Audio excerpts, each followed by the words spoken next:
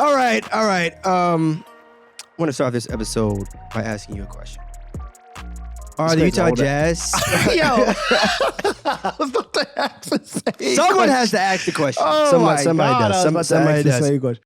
Somebody has to ask the question, and I'll be the one responsible to do it. Are the Utah Jazz legitimate playoff contenders? Let's talk. Remember last year when we had a podcast talking about the Washington Wizards because they were like 8-1 in the first like 9 games of the season. I don't like the direction this is headed, but yes.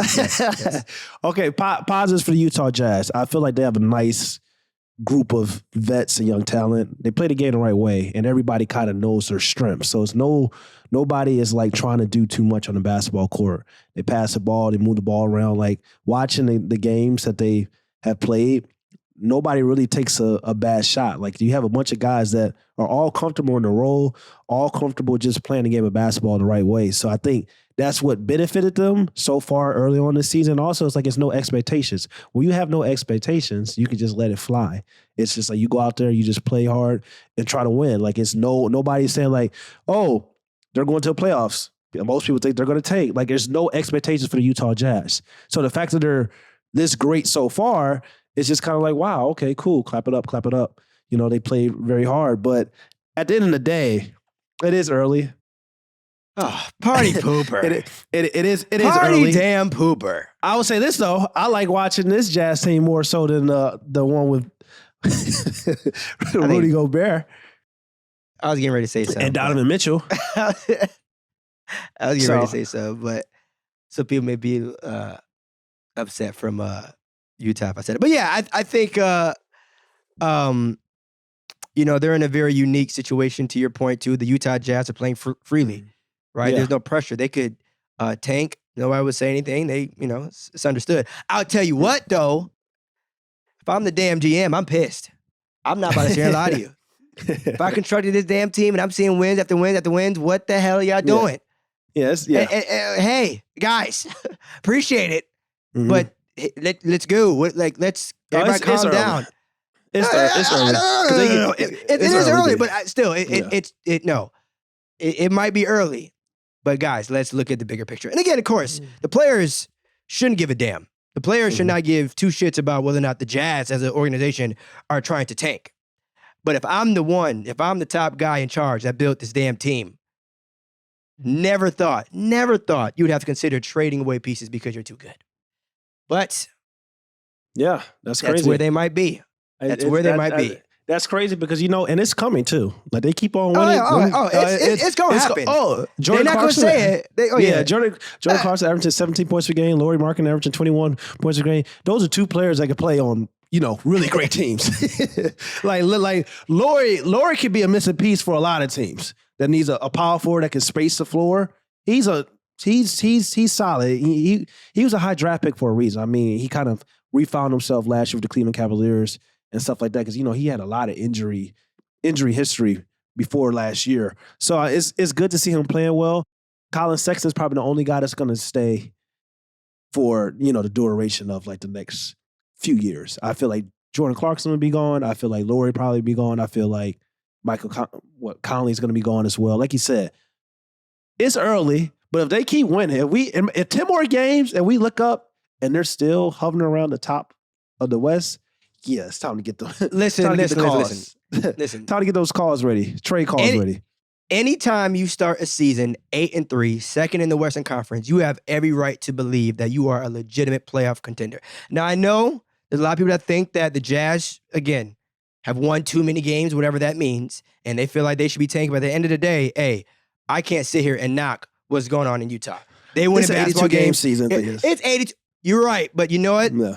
At the end of the day, a winning record is a winning record. So do I think they should be considered playoff contenders? I'm going to say yes. It's fake. It's fake.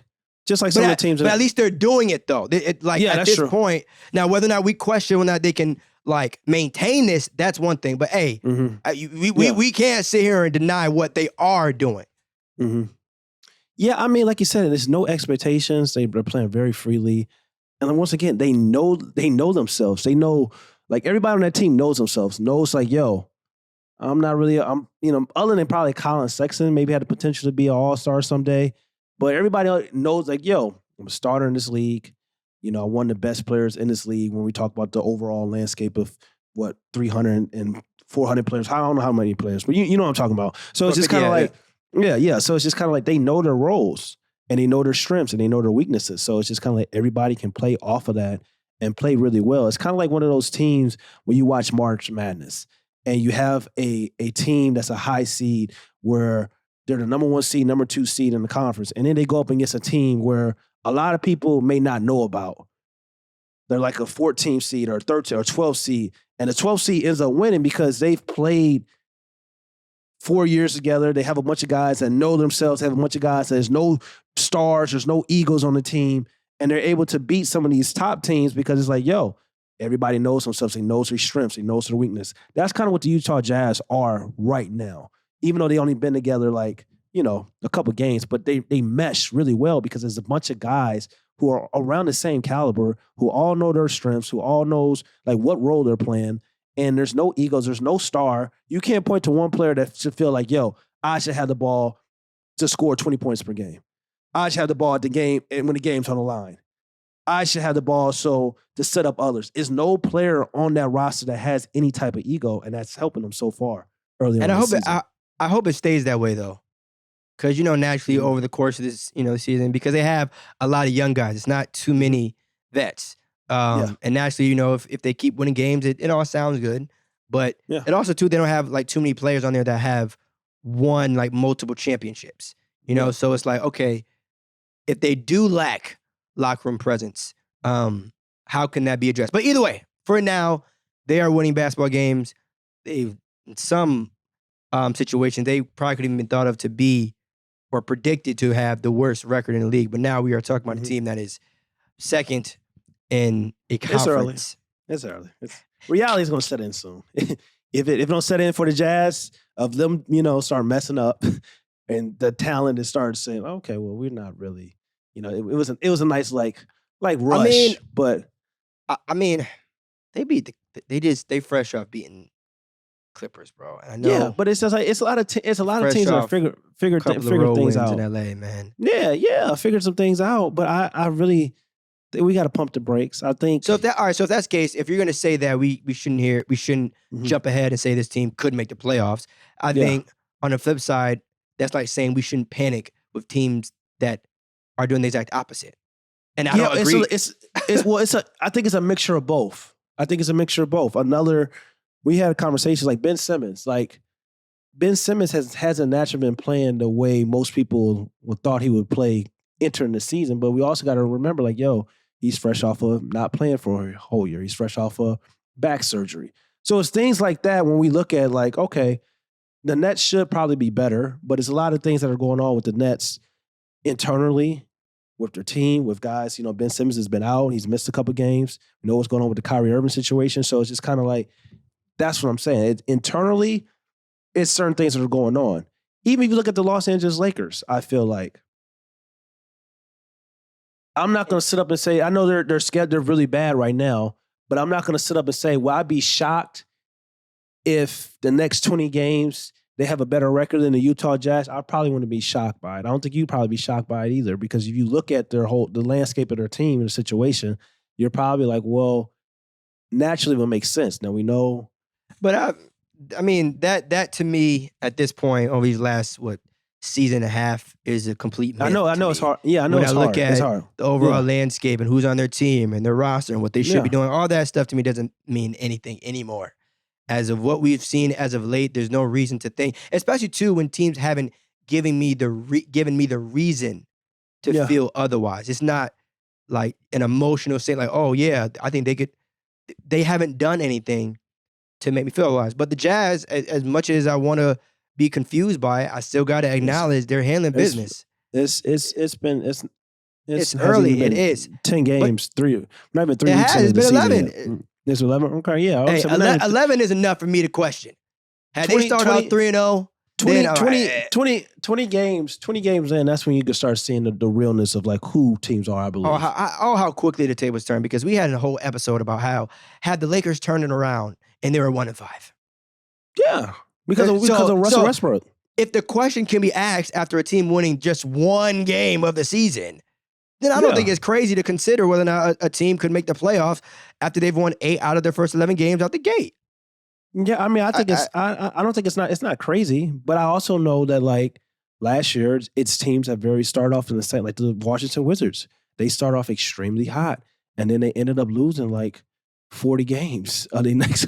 And so it's just like that's what I'm saying. I think that was nasty, by the way, DC. With the Wizards, that's what I'm saying. So I can't really get too caught up in the hype because once again, I really believe that even if they are what you think they are right now, based on how they're playing, calls are going to get made. So they're not going to stay that way. So even if the Jazz are like, okay, the Jazz can actually be a playoff team, calls are going to get made because like they have a lot of guys that can help a lot of teams that should be competing for a championship. Like the Milwaukee Bucks right now, they should be calling it to receive, how can we get Jordan Clarkson on our team? Because our bench needs a spark. So it's players that the Utah Jazz have that a lot of teams before the trade deadline comes, teams will be calling for. So I don't feel like they're going to go out and try to make the playoffs and try to be a 6th seed. I think that's a failure to the Utah Jazz's organization. Trying to get to the playoffs is a failure. And I think they're going to stop that any means necessary. Of course, but like this isn't like it's not, Monopoly or like, fantasy football when you make a trade or something and it's clear as day that it's in heavy favor of one organization. Commissioner Silver could easily step in and veto a trade. Just ask Lakers fans. But, that was an unusual circumstance. Well, I mean, it happens though. It's clear as day that happened one time because the team was owned by the league because they didn't have an owner. So, I mean, that was a very unique circumstance. I have a question for you. If we can have this. What would you say has been the greatest trade of all time? To me, I think it's Paul Gasol to the Lakers. Very slept on trade. And I want to thank, to this day, the Memphis Grizzlies for doing such an honor. But I think that, in all seriousness, that may have been the greatest trade known to man in NBA history. Hands down, too. Not free agent signing, not, the best draft, whatever. Biggest trade, Paul Gasol. Very random, but I wanted to hear your thoughts. Do you have any trades that kind of come to your mind? Man, that's not really a bad one either. Elite finesse. Oh. Yeah, round of applause in Memphis. True finesse. That was a makeup. The league made that up for y'all. For the Lakers. No, make it up for y'all. Don't give the league that credit. There you go. I want to thank the Memphis Grizzlies organization. Yeah, all right. You all alone. My goodness. Yeah. What the hell is it that front office we make that decision? As a unit. Because trades ain't just one. Mm-hmm. Obviously, there's that's interesting thing is, that's interesting. I can't think of the top again, not even a signing. You can say Kevin Garnett going to Boston, maybe. Because they did beat the Lakers in their first, when they went up against them. So you can say KG going to Boston was very tough. That's like the only team that I think of that formed a big three and won a championship in their first season. Very frustrating, but yes. So that's a tough one. I'm sure if we go back, we probably got to do some research. But I'm sure it's a couple more that we probably are missing that I can't think. Oh shit! Oh, here we go. What? Kawhi Leonard going to the Toronto Raptors. That was that's bigger than I think that's bigger than I think that's bigger than the Paul Gasol trade because the reason why I think it's bigger than the Paul Gasol trade because Kawhi went to the Toronto Raptors and they won a championship, which is the first championship in franchise history. As great as the Lakers are, the Lakers have been, champions a plethora of times. So to get traded and you didn't really want to beat her and you have success and you go out and win a championship against the Golden State Warriors, which is probably the best dynasty of like this, our modern day generation, the modern day game and stuff like that. That's very tough. I think that probably gets the only reason why I would say Paul Gasol for me. I can't say I can't say that one because the Lakers ended up winning 2 chips. Mm-hmm. and also because of who Kawhi it left, was. Right. But I'm saying though, well, even still, longevity I think plays a piece to it as well. Especially too when certain trades happen and guys only stay for like a year. So the fact that Paul did stay, that that holds some weight. I but would also be with too, you. who it was that the Spurs received, right? Like them getting DeMar. It's still, I'm not going to say it was an equal or 1,000% fair trade, but at least you got back DeMar DeRozan. Tell me who the hell was in that Paul Gasol trade? Marcus Gasol. Well, yeah, eventually. They got Marcus Gasol. Yeah, eventually. But at the time, though, when, feel me, the chips were being won, the only thing I would say is both of the trades that I said, the KG trade to Boston and the Kawhi Leonard trade to the Toronto Raptors, both those teams won a championship in their first year. So I think that automatically probably puts my two above yours. Did Lakers win? No. It won, was it second and third? Because they played Boston first. They played Boston first. I know that's what I'm saying. Like, was it? Yeah, they played Boston first, and then they played the Orlando Magic, then they played Boston again. Thank you to Orlando too. Man, I forgot what game it was, but I'm pretty sure Orlando blew like a 5-point lead, like at home. So that's interesting. But like 32 seconds left in the finals. My goodness, thank you. Very nasty. For our cap or no cap, I won't even consider this a cap or no cap really, but I just want to ask a question because I have a lot of players. I don't know why this came to my mind because I was thinking about Ja Morant, I was thinking about Zion Williamson and how great they've been playing this early on in the season. So I wanted to know, like, who do you feel is more athletic, Ja Morant or Zion Williamson? That's tough. Shout out to South Carolina. I'm gonna say Ja, but Ja, I'm not gonna lie though, bro. Ja kind of scares me. Just in terms of like, cause he's still a short-term player. You know what I'm saying? And he's fearless. You feel me? That's one thing I love about Ja. It's like he going whoever the big is on the other team, he gonna go at you. But like when you see him jump as high as he does, he definitely has control in the air. But you can kind of like, I won't say tell, but just like, whew, all it takes is one bad landing. All it takes is one bag, what I'm saying, getting jumping off the wrong foot or whatever. Yeah, exactly, He can search you. Yeah, I definitely agree. I would, to answer your question, I would say Ja. But I will say too, I do like the fact that Ja has the three in his bag as well. Obviously, Zion is a big, so it's a little bit different. But I mean, this is a tough one. There's no wrong answer. This is one of those ones where there's no wrong answer. I think Ja Morant is more athletic. He's like speed, athleticism, agility, and just overall kind of like fitness. We know Zion has a strength part, hands down, over Ja, but I think Ja is more athletic than Zion. Another Anthony Edwards, Ja or Anthony Edwards for athleticism. I would say Ja. That one I would even. I don't think that one is a toss-up, in my opinion. Okay. All right. I mean, that's not a knock toward Anthony Edwards. That's not a knock. I think it's Ja we're talking as well. about Ja. Ja is probably like top 5, top 10 athletic guys in the league. Zach LaVine. Oh, that's a tough one. That's tough. That's tough. That's the only one that I. That's a little heavy. So all right. So you know what? I'm still say Ja. I'm gonna still say Ja. And again, this one definitely is not easy. Yeah. And it sucks because you give Ja the benefit of the doubt because he's shorter. That's just, it is what it is. If you're shorter and you could do the same things or even better as guys that are taller, it's kind of like you have to be more athletic. But this is the last one. Giannis Antetokounmpo. Giannis. And I didn't know if you were gonna ask more, but Giannis is the one I would say. Giannis is the only one that I probably would take over. I think it's a toss-up between Zach LaVine and Ja Morant. But I just want to ask one. Yeah, I just want to ask that because I was just thinking about how great Ja's been playing and Zion's been playing.